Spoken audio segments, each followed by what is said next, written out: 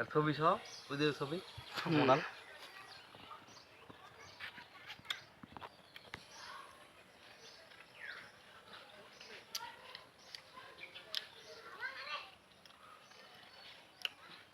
আসসালামু আলাইকুম everyone, this is your Fahim, welcome to famous blog.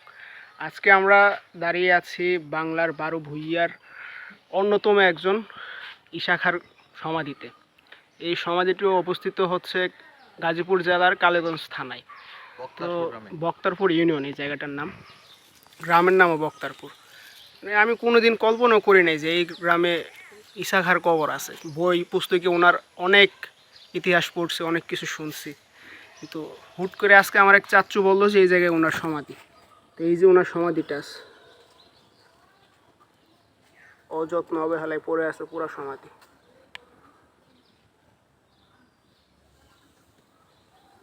এটা একটু নাও, কিশোরগঞ্জ পাবলিক লাইব্রেরিতে। ইশা খাঁ মূলত জন্মগ্রহণ করেছিলেন ব্রাহ্মণবাড়িয়া জেলার সরাইল থানায়।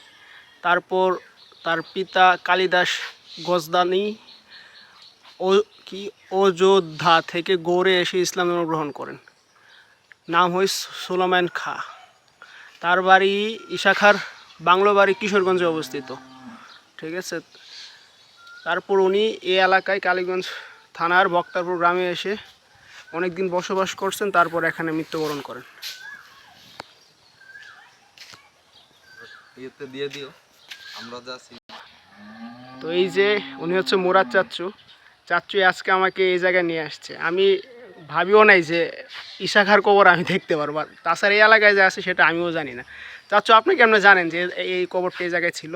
আমি তো অনেক বছর আগে জানি, আরো 20 বছর আগে জানি। তারপর এখানে এটা হয়েছে 1 ডিসেম্বর 2021 সালে। এটা সৌন্দর্য হয়েছে।